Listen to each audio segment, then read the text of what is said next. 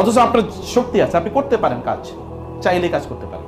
কাজ করেন, বারাকা দেওয়ার মালিককে। যে কাজ করবে আল্লাহ তাকে বরকত দেবেই। এই যে ইউরোপিয়ানরা করছে, হিন্দুরা করছে, বৌদ্ধরা করছে, খ্রিস্টানরা করছে, কেবল কাজ করে না কারা? পৃথিবীর একমাত্র জাতি যারা কাজ করে না, পৃথিবীর একমাত্র জাতি যারা কাজ করে না।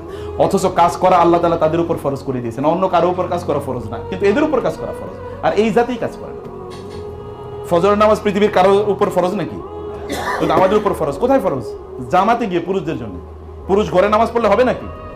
যেই পুরুষ ঘরে নামাজ পড়ে, ওর তো বিয়ে করে উচিত হয়নি, ওর বউ তো ওরে তালাক দিয়ে চলে যাওয়া উচিত, যদি ও বউ তালাক দিয়ে জায়েজ নাই, এটা আরেক আলোচনা। কিন্তু ওর বউ তারে ছেড়ে যাওয়া উচিত। কিন্তু আধা পুরুষ যে এখনো ফজরের সময় সে ঘুমে আছে। পাখি যদি আপনার আগে ঘুম থেকে উঠতে পারে, তাহলে বুঝবেন আপনি পাখির চেয়ে অধম। যদি শিয়াল এবং কুকুর আপনার চেয়ে ঘুম থেকে আগে উঠে, বনের প্রাণীগুলো আপনার চেয়ে ঘুম থেকে আগে উঠে, তাহলে আপনি তাদের চেয়ে অধম। আপনি তাদের মতোই হতে পারলেন। তোমার ছেলে জাগলে মাগো রাত পোহাবে, তবে আপনাকে জাগতে হবে, তাইলে রাত পোহাবে ইনশাআল্লাহ। তাহলে আপনারা উম্মার জন্য সম্পদ হন, আপনার ভালো ব্যবসায়ী হন, আপনার ভালো কর্মী হন। লোকেরা আপনাকে দেখে প্রশংসা করুক, oh he is a man, good worker, good performer. অন্যরা আপনাকে দেখে ঈর্ষা করুক, বলুক, বেঞ্চমার্ক হিসেবে আপনাকে নেক, যে না ওনার মতো।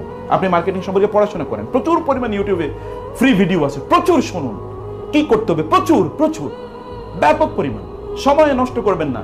সময় নষ্ট যারা করে তারা তো শয়তানের সবচেয়ে বড় ভাই, আপন ভাই।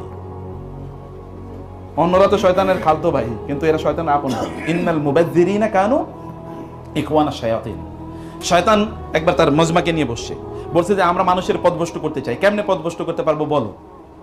শয়তান চেলা চামুন্ডরে নিয়ে বলছে, একটা পিচ্চি একেবারে পিছনে বসে আছে, বলে স্যার আমার একটা প্ল্যান আছে। সে তো ছোট, সে বলছে যে আমি আসলে বললে আপনি কি মনে করবেন, সবাই এত ভালো ভালো প্ল্যান দিছে। তো বলছে তোমার প্ল্যানটা কি কও? বলে যে আপনি মানুষের ঘড়িটারে উলট পালট করে দেন, ঘড়ির উলট পালট করে দিলে তাহলে মানুষ সব শেষ হয়ে যাবে।